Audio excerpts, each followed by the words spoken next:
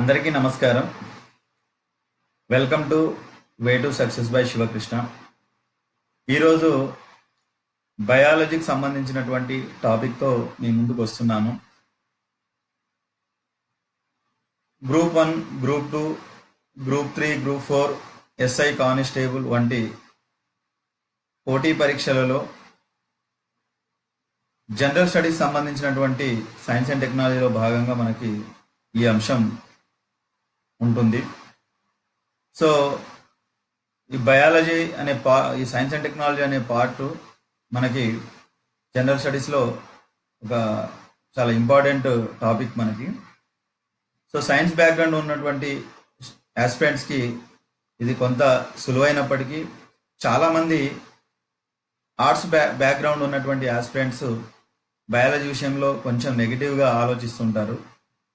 కానీ ఇక్కడ మనం చదివేటటువంటి అంశాలు ఏవైతే ఉన్నాయో దాదాపుగా మనము ఈ బయాలజీకి సంబంధించినటువంటి అంశాలు మనము 10వ తరగతి వరకు ఏవైతే అంశాలు మనము చదువుకుంటామో దాదాపుగా అవే అంశాలు ఉంటాయి. కాబట్టి మనందరికీ అవి తెలియని అంశాలు ఏమీ కావు. కాబట్టి కొంతమంది ఆర్ట్స్ ఆస్పిరెంట్స్ ఎవరైతే ఉన్నారో వాళ్ళు బయాలజీ గురించి నెగిటివ్గా ఆలోచించాల్సిన అవసరం లేదు. సో అందరూ కూడా దీన్ని మంచిగా స్కోరింగ్ సబ్జెక్ట్గా మనము ఇంప్రూవ్ చేసుకోవచ్చు. సో ఈరోజు మనము జీవశాస్త్రం అంటే ఏంటిది, ఈ జీవుల ఆవిర్భావం ఎప్పుడు జరిగింది, ఎలా జరిగింది, ఈ జీవుల ఆవిర్భావం గురించి మనకి చెప్పినటువంటి సిద్ధాంతాలు ఏమున్నాయి, అదేవిధంగా జీవుల యొక్క లక్షణాల గురించి మనము ఈరోజు ఈ టాపిక్లో మాట్లాడుకుందాము. సో ఫ్రెండ్స్, అసలు జీవశాస్త్రం అంటే ఏమిటి అనేది తీసుకుంటే, జీవులు మరియు జీవుల యొక్క లక్షణాలను అధ్యయనం చేసేటటువంటి శాస్త్రాన్ని జీవశాస్త్రం అని మనం పిలుస్తాము. జీవులు మరియు జీవుల యొక్క లక్షణాలని అధ్యయనం చేసేటటువంటి శాస్త్రము జీవశాస్త్రము. సో జీవుల గురించి మరియు వాటి యొక్క లక్షణాలను గురించి ఈ శాస్త్రము తెలియజేస్తుంది. సో సింపుల్గా చెప్పాలంటే జీవుల గురించి అధ్యయనం చేసే శాస్త్రము. అయితే ఈ జీవుల ఆవిర్భావము ఎప్పుడు జరిగింది అంటే 3.5 బిలియన్ల సంవత్సరాల క్రితం భూమిపై జీవావిర్భావం జరిగిందని చెబుతూ ఉంటారు. సో ఈ జీవుల ఆవిర్భావము ఏ విధంగా జరిగింది అనడానికి అనేక సిద్ధాంతాలు ప్రతిపాదించబడ్డాయి. అందులో ఈ ప్రతిపాదించబడినటువంటి అనేక సిద్ధాంతాలలో ఎక్కువగా ఆమోదించబడినటువంటి సిద్ధాంతము theory of origin of life అనే సిద్ధాంతము ఎక్కువగా ఆమోదించబడినది. సో చాలా సిద్ధాంతాలు ప్రతిపాదించబడ్డాయి, కానీ ఈ theory of origin of life అనే సిద్ధాంతము ఎక్కువగా ప్రాచుర్యంలోకి వచ్చినటువంటి సిద్ధాంతము, ఎక్కువ శాస్త్రవేత్తలచే ఎక్కువ మంది చేత ఆమోదించబడినటువంటి సిద్ధాంతం ఇది.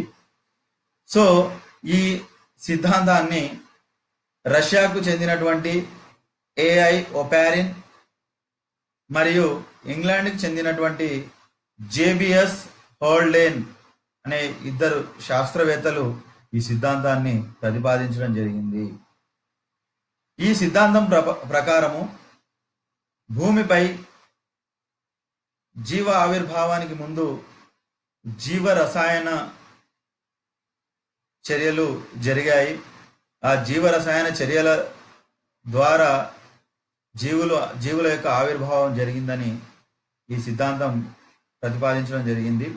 సో అనేకమైనటువంటి నిదర్శనాల ద్వారా ఈ సిద్ధాంతం అనేది నిరూపితమైనది. అంటే ఏదైతే ఈ సిద్ధాంతం ప్రతిపాదించబడిందో దాన్ని సైంటిఫిక్గా కూడా కొన్ని ప్రయోగాల ద్వారా, నిదర్శనాల ద్వారా దీన్ని ప్రూవ్ చేయడం జరిగింది.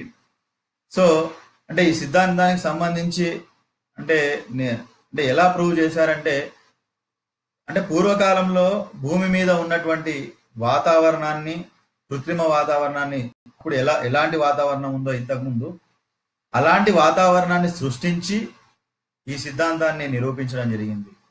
సో ఈ సిద్ధాంతాన్ని నిరూపించినటువంటి శాస్త్రవేత్తలు యూరీ మరియు మిల్లర్ అనే ఇద్దరు శాస్త్రవేత్తలు ఈ సిద్ధాంతాన్ని మనకి నిరూపించడం జరిగింది.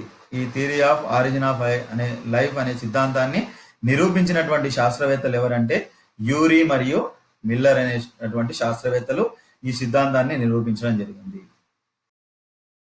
సో ఈ జీవుల ఆవిర్భావం గురించి చెప్పినటువంటి ఇంకొక సిద్ధాంతము పాన్ స్పెర్మియా అనే సిద్ధాంతము. ఇంకొకటి సిద్ధాంతము, ఈ సిద్ధాంతం ఏం చెప్తుందంటే భూమి ఆవల నుంచి అంటే బయట నుంచి భూమిపైకి జీవం చేరి పరిణామం జరిగింది.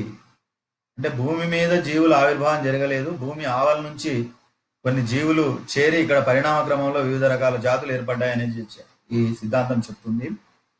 సో ఈ సిద్ధాంతం ప్రకారం ఏంటంటే గ్రహ శకలాలు అనేవి భూమిని ఢీకొనడం ద్వారా భూమిపైకి జీవం చేరింది అనేది ఈ సిద్ధాంతం యొక్క సారాంశము.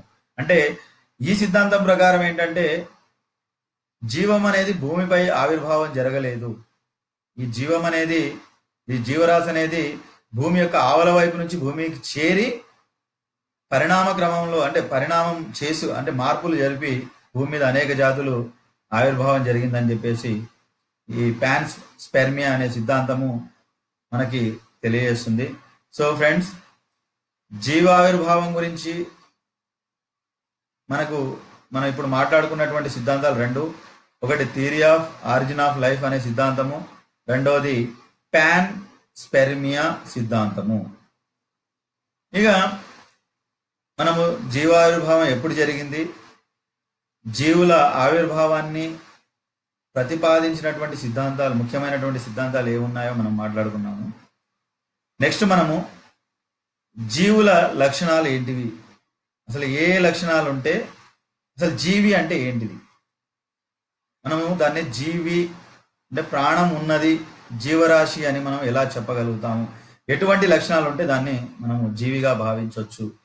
సో ముఖ్యంగా ఈ 5 రకాల లక్షణాలను మనకు కలిగి ఉండాలి జీవులు అనేవి.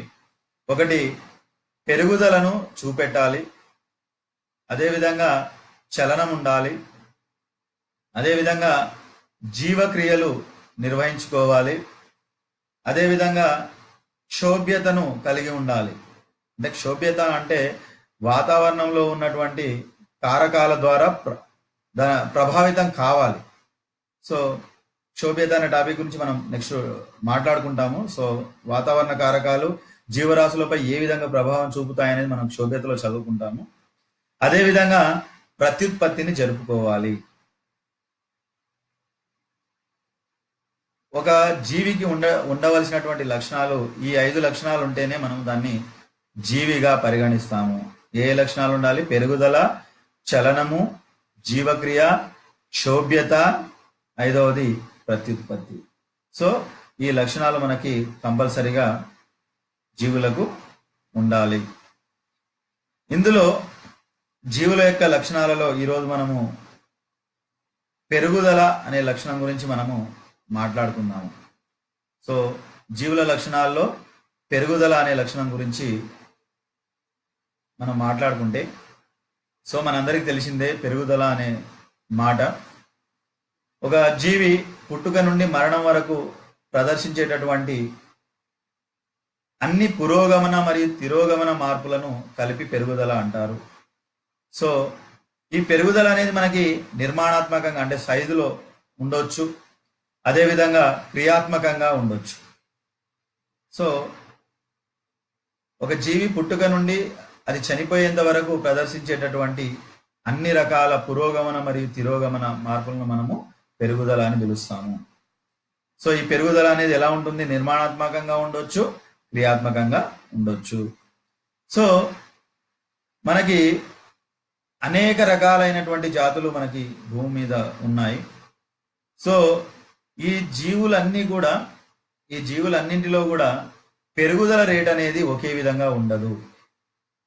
అంటే ఒక జీవి తొందరగా పెరగవచ్చు, ఒక జీవి కొంచెం ఆలస్యంగా పెరగవచ్చు, అదేవిధంగా కొన్ని జీవులు తక్కువ కాలం బతకొచ్చు, ఇంకొన్ని జీవులు ఎక్కువ కాలం బతకొచ్చు. సో అన్ని జీవుల్లో పెరుగుదల రేట్ అనేది ఒకే విధంగా ఉండదు. అంటే ఈ పెరుగుదల అనే లక్షణం అన్నింటిలో ఒకే విధంగా ఉండదు. ఉదాహరణ తీసుకుంటే అతి వేగంగా పెరిగేటటువంటి మొక్క ఏదంటే వెదురు. దీన్నే మనము బ్యాంబూ ట్రీ అని పిలుస్తాము. సో అతి వేగంగా పెరిగేటటువంటి మొక్క మనకి వెదురు, చాలా స్పీడ్గా పెరుగుతుంది. అదేవిధంగా అధిక జీవిత కాలాన్ని కలిగి ఉన్నటువంటి జంతువు ఏదంటే తాబేళ్లు. మనకు తెలిసిందే, సుమారు మనకి 150 నుంచి 220 సంవత్సరాల వరకు ఇవి జీవిత కాలాన్ని కలిగి ఉంటాయి. సో తాబేళ్ళు అనేవి మనకి మంచినీటిలో ఉంటాయి, సముద్రపు నీటిలో ఉండొచ్చు, అదేవిధంగా భూమి మీద కూడా నివసించేటటువంటి తాబేళ్ళు ఉంటాయి. సో మంచినీటి తాబేల్ని టెర్రాపిన్స్ అని పిలుస్తారు. సముద్రపు నీటి తాబేల్ని టర్టిల్స్ అని పిలుస్తారు. అదేవిధంగా నేల మీద ఉండేటటువంటి తాబేళ్ళని టార్టాయిస్ అని పిలవడం జరుగుతుంది. అదేవిధంగా మనకి ప్రతి జీవి యొక్క పెరుగుదలను కొన్ని కారకాలు అనేవి నియంత్రిస్తూ ఉంటాయి. ఉదాహరణకి మనిషి పెరుగుదలను తీసుకుంటే మనిషి పెరుగుదలను నియంత్రించేటటువంటి కారకాలు కొన్ని ఉన్నాయి. వాటినే గ్రోత్ హార్మోన్స్ అని పిలుస్తారు, పెరుగుదల హార్మోన్లు. ఉదాహరణకి సొమాటోట్రాఫిక్ హార్మోన్లు అని పిలుస్తాము. మనము గ్రంథుల్లో సంబంధించినటువంటి వినాల గ్రంథులు ఆ టాపిక్లో మనం వీటి గురించి చదువుకుంటాము. సో అక్కడ మనం దాని గురించి పూర్తిగా డిస్కస్ చేసుకుందాము. సో ప్రతి జీవి యొక్క పెరుగుదలని కొన్ని కారకాలు నియంత్రిస్తుంటాయి. ఉదాహరణకి మనిషి యొక్క పెరుగుదలను తీసుకుంటే గ్రోత్ హార్మోన్స్ అనేవి ఉంటాయి. సో గ్రోత్ హార్మోన్స్ అనేవి మనిషి యొక్క పెరుగుదలను నియంత్రిస్తుంటాయి. అదేవిధంగా దీంతో పాటు అనేక కారకాలు కూడా పెరుగుదలను నియంత్రిస్తూ ఉంటాయి. సో అదేవిధంగా ఈ జీవుల పెరుగుదలకు కావలసినటువంటి ముఖ్య పోషకాలు ప్రోటీన్లు. సో మనము ఒక ఇల్లు కడుతున్నామండి. ఇల్లు కట్టాలంటే మనకి ఇటుక, సిమెంటు ముఖ్యంగా మనకి అవసరము. సో ఇక్కడ ఇంటి నిర్మాణంలో ఇటుకలు ఎలాంటివో మన శరీర నిర్మాణంలో కూడా ప్రోటీన్లు అనేవి మనకు అంతే వాల్యూని కలిగి ఉంటాయి. సో ఇవి బిల్డింగ్ బ్లాక్స్.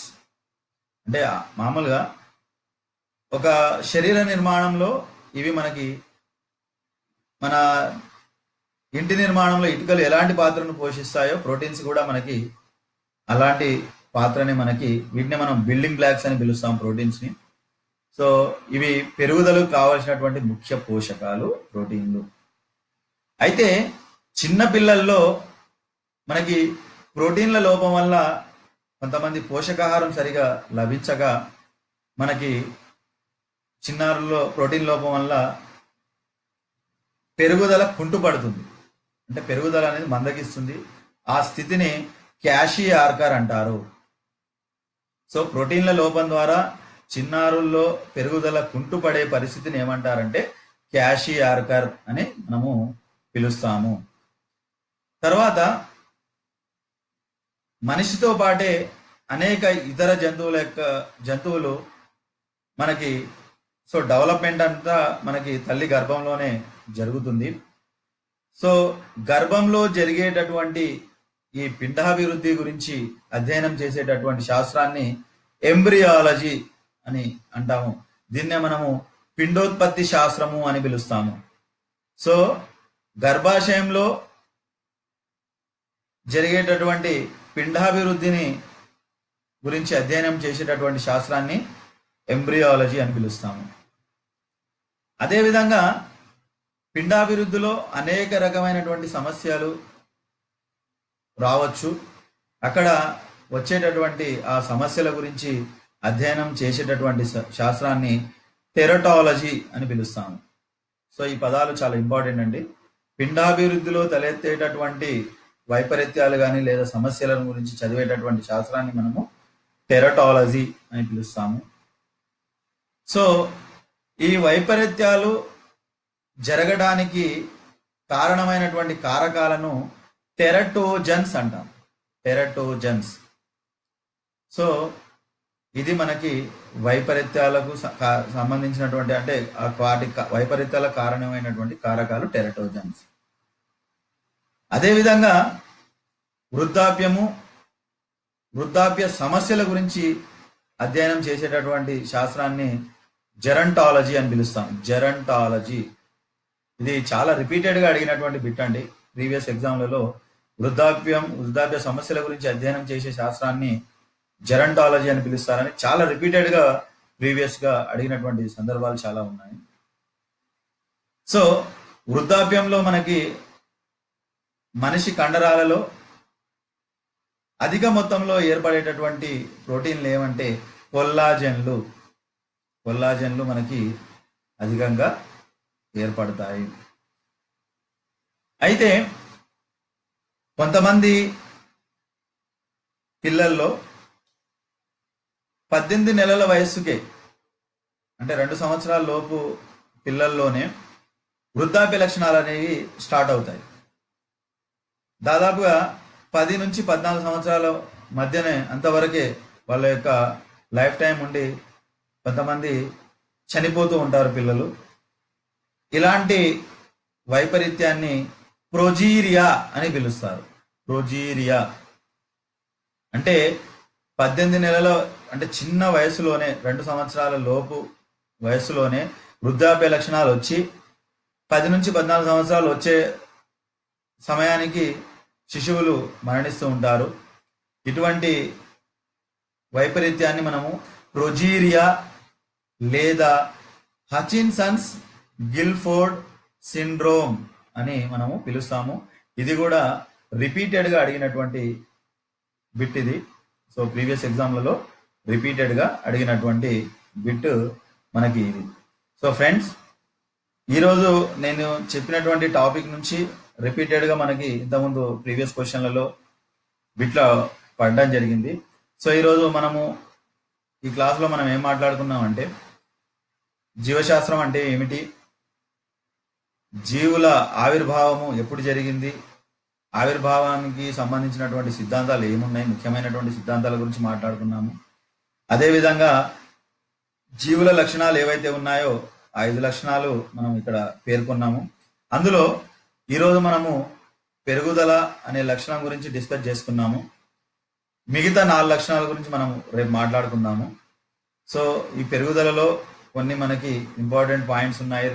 ఇంతకుముందు ప్రీవియస్ ఎగ్జామ్లలో రిపీటెడ్గా అడిగినటువంటి ఇంపార్టెంట్ అంశాలు ఇందులో ఉన్నాయి. కాబట్టి మనము జాగ్రత్తగా ఈ టర్మినాలజీ 1-2 సార్లు మనము చదివితే గుర్తుంటాయి. సో ఫ్రెండ్స్, ఈరోజు ఈ టాపిక్ ఇంతటితో ఇది మనము క్లోజ్ చేద్దాము. సో మిత్రులందరికీ నేను రిక్వెస్ట్ చేసేది ఏంటంటే దయచేసి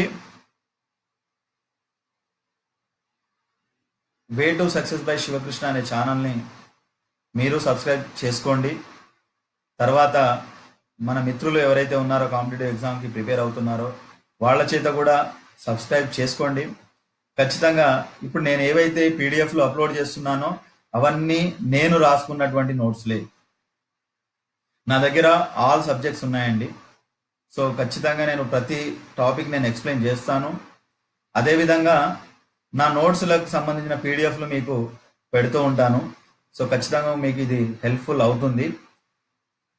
ఆగస్టు నుంచి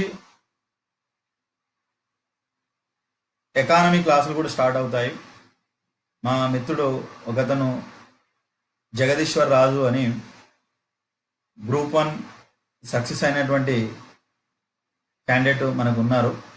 సో తను ఆగస్టు నుంచి ఎకానమీ కూడా స్టార్ట్ చేయబోతున్నారు. ఎకానమీ కూడా మేము పీడిఎఫ్ అప్లోడ్ చేయబోతున్నాము.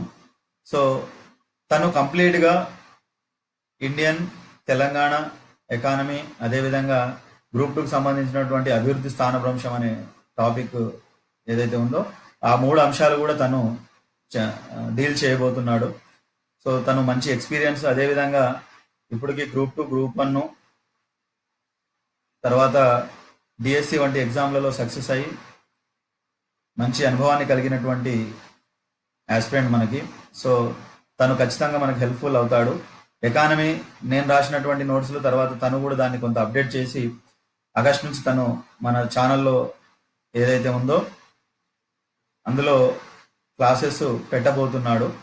ఖచ్చితంగా మేమిద్దరం కలిసి ఈ ఛానల్ని లీడ్ చేయాలని ప్లాన్లో ఉన్నాము. అయితే ఇందులో ఎటువంటి బెనిఫిట్తో కూడుకున్నటువంటి ఆలోచన లేదండి. జస్ట్ మాకు తెలిసినటువంటి నాలెడ్జ్ ఏదైతే ఉందో నలుగురికి షేర్ చేయాలి, నేను రాసుకున్నటువంటి నోట్స్లు ఏవైతే ఉన్నాయో నలుగురికి అందేలా చూడాలనే కాన్సెప్ట్తో మాత్రమే మేము ఈ ఛానల్ని క్రియేట్ చేయడం జరిగింది. ఇది ఎటువంటి లాభాపేక్ష లేకుండా మేము దీన్ని నిర్వహిస్తున్నాము. సో ఇది బిజినెస్ పరంగా కాదండి. దయచేసి అందరినీ రిక్వెస్ట్ చేసేది ఒకటే, ఖచ్చితంగా మీకు హెల్ప్ అవుతుంది. సో నేను తెలంగాణ హిస్టరీ, కంప్లీట్ హిస్టరీ, తర్వాత పాలిటీ, సైన్స్ నేను డీల్ చేస్తాను. తర్వాత ఎకానమీ తను డీల్ చేస్తారు. ఇంకా మిగతా టాపిక్స్ సో మన మిత్రులు ఎవరైనా ఉంటే వాళ్ళతో నేను డీల్ చేపిస్తాను. కంపల్సరీగా గ్రూప్ 2కి సంబంధించినటువంటి కంప్లీట్ సిలబస్ మేము ఈ ఛానల్ ద్వారా మేము మన వ్యూవర్స్ అందరికీ అందించాలనే కాన్సెప్ట్తో ఉన్నాము. ఖచ్చితంగా ఇదే నోట్స్ చదువుకొని నేను ఈరోజు గ్రూప్ 2లో డిప్యూటీ తహసీల్దార్గా సెలెక్ట్ అయ్యాను. సో ఖచ్చితంగా మీ అందరికి కూడా నేను రాసుకున్నటువంటి నోట్స్లు మీ అందరికీ యూజ్ అవుతామని నేను భావిస్తున్నా. సో ఫ్రెండ్స్, ఖచ్చితంగా మీరందరూ కూడా way to success by Sivakrishna అనే ఛానల్ని సబ్స్క్రైబ్ చేసుకొని మన మిత్రులతో కూడా ఈ ఛానల్ని సబ్స్క్రైబ్ చేస్తారని నేను ఆశిస్తున్నా. అదేవిధంగా ఎకానమీ, అదే తర్వాత తెలంగాణ హిస్టరీకి సంబంధించినటువంటి పుస్తకాలు కూడా మేము ఈ కరోనా ప్రభావం లేకపోతే ఈ పాటికి రిలీజ్ అయ్యి ఉండేవి. కానీ ఖచ్చితంగా కొన్ని రోజుల్లో రిలీజ్ చేస్తాం కంపల్సరీగా. అంతా ఆల్రెడీ వర్క్ అంతా అయిపోయింది. సో ఈ ప్రభావం తగ్గిన తర్వాత రిలీజ్ చేసుకుందాము. ఫ్రెండ్స్, ప్రతిరోజు మేము పెట్టేటటువంటి వీడియోల్ని చూసి లైక్ చేయండి.